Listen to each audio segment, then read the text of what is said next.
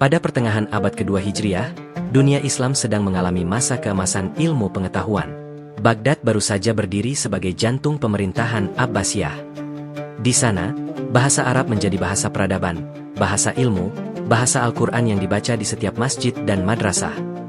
Di seluruh jazirah dan negeri-negeri yang baru memeluk Islam, semangat memahami kalam Allah dengan benar tumbuh di setiap penjuru. Namun, bersamaan dengan itu muncul satu persoalan besar. Banyak orang non-Arab masuk Islam, dan mereka membawa bahasa ibu yang berbeda. Perbedaan dialek, logat, dan tata bahasa menyebabkan banyak kekeliruan dalam pelafalan dan penafsiran Al-Quran. Para ulama pun sadar, bahasa Arab tidak bisa dibiarkan berkembang tanpa pedoman. Harus ada orang yang menyusun aturan-aturan jelas agar bahasa ini tidak kehilangan kemurniannya. Dari sinilah muncul tokoh-tokoh ahli bahasa di kota-kota besar seperti Basroh dan Kufah. Di antara dua kota besar, Basroh dan Kufah, lahirlah dua aliran besar ilmu bahasa, Madrasah Basroh dan Madrasah Kufah. Aliran Basroh, tempat Sibawai belajar, dikenal dengan pendekatan logis dan analitis, mengandalkan bukti dari ucapan orang-orang Badui dan syair-syair Arab murni. Sementara itu, aliran Kufah lebih empiris dan fleksibel, menerima variasi dari berbagai daerah dan dialek. Persaingan dua madrasah ini kerap menimbulkan perdebatan sengit. Namun di tengah perbedaan itu, Basroh tetap memegang reputasi sebagai pusat ilmu yang paling disiplin dan terstruktur. Dan disinilah Sibawai tumbuh, di tengah suasana ilmiah yang keras, penuh logika, dan menuntut ketelitian luar biasa. Nama Imam Sibawai semakin harum di Basroh. Para pelajar datang dari berbagai kota untuk mendengar analisisnya tentang nahwu dan bahasa. Kabar tentang kehebatannya bahkan sampai ke telinga para ulama di Baghdad, ibu kota kekhalifahan Abbasiyah yang sedang berada di puncak kejayaannya. Baghdad pada masa itu bukan sekadar kota kekuasaan, melainkan pusat peradaban ilmu dunia Islam. Di sana berkumpul para filosof dari Yunani yang karyanya baru diterjemahkan, ahli matematika dari Khorasan, dokter dari India, dan para ahli bahasa dari seluruh penjuru jazirah Arab. Masjid, istana, dan rumah-rumah para bangsawan menjadi tempat majelis ilmu dan debat terbuka. Dalam suasana itulah, Imam Sibawai, ulama muda dari Persia, diundang untuk berdebat di majelis ilmiah Istana Khalifah Harun ar-Rasyid. Undangan ini tidak hanya kehormatan, tetapi juga ujian besar. Sebab di sana telah menunggu Imam Al-Kisai, ahli bahasa istana, guru pribadi bagi putra-putra Khalifah, dan pemimpin aliran Kufah, rival utama Madrasah Basroh. Untuk memahami peristiwa ini, kita perlu melihat sedikit ke belakang. Sejak abad kedua Hijriah, ilmu bahasa Arab terpecah dalam dua aliran besar, Madrasah Basroh dan Madrasah Kufah.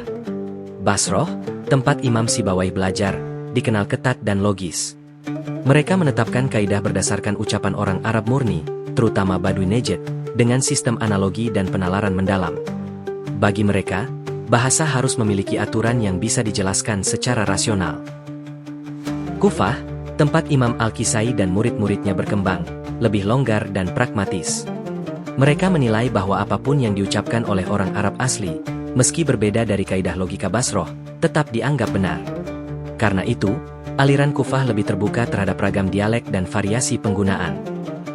Pertentangan dua aliran ini mirip seperti antara kaum teoretikus dan kaum praktisi. Dan Imam Sibawai, sebagai murid utama Al-Khalil bin Ahmad, adalah simbol kejernihan logika Basroh. Sedangkan Imam Al-Kisai adalah tokoh karismatik Kufah, pandai bicara, dan sangat dekat dengan Khalifah. Maka pertemuan mereka bukan sekadar debat dua orang, melainkan pertarungan dua madhab keilmuan terbesar dalam sejarah linguistik Arab. Pada hari yang ditentukan, majelis besar itu digelar di salah satu aula megah Istana Baghdad.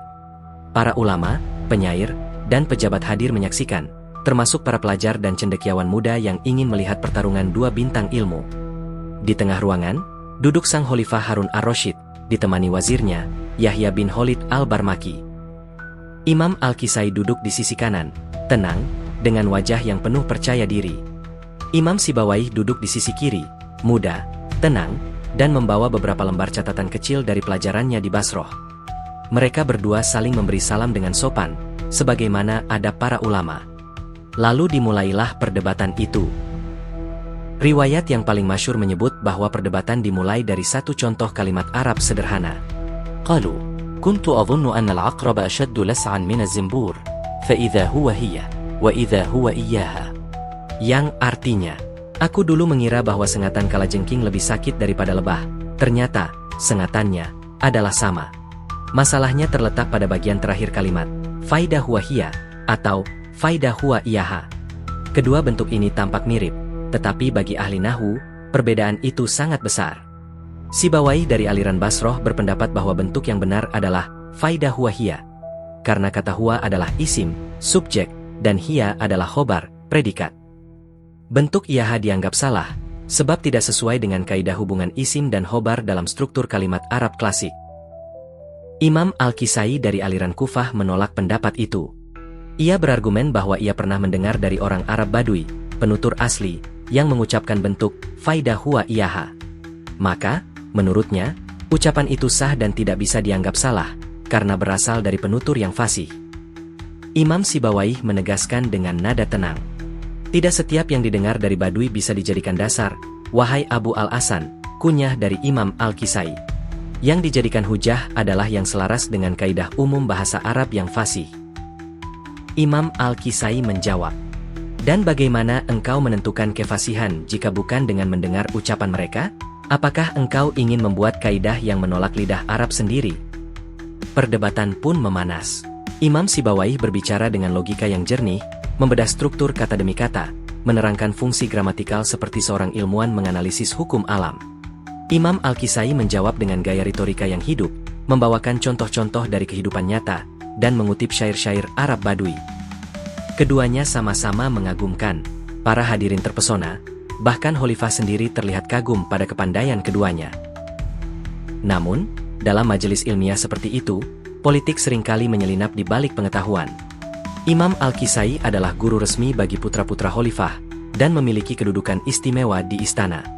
Sementara Imam Sibawayh hanyalah tamu dari Basroh, seorang ulama muda dari Persia yang tidak memiliki hubungan politik. Ketika perdebatan tak kunjung menemukan pemenang, Khalifah Harun ar-Rasyid memerintahkan agar 10 orang Badui asli dipanggil ke istana untuk memberikan kesaksian.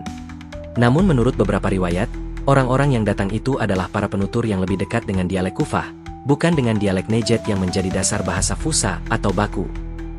Ketika mereka diminta mengucapkan kalimat tersebut, beberapa di antara mereka memilih bentuk yang sesuai dengan pendapat Imam Al-Kisai. Khalifah pun tersenyum, dan para pejabat di sekitarnya mengangguk menyetujui hasil itu. Maka, secara formal, Imam Al-Kisai dinyatakan menang dalam majelis itu. Namun bagi banyak ulama yang hadir, mereka tahu siapa yang sebenarnya memahami bahasa dengan lebih dalam. Kemenangan itu lebih merupakan kemenangan politik, bukan kemenangan ilmiah. Bagi Imam Sibawayh, kejadian itu menjadi tamparan berat. Ia tidak marah, tidak membantah, tetapi memilih diam. Dalam catatan beberapa sejarawan, ia meninggalkan Baghdad dengan hati hancur, berkata kepada sahabatnya, "Aku datang untuk mencari ilmu dan kebenaran, bukan untuk mencari kedudukan.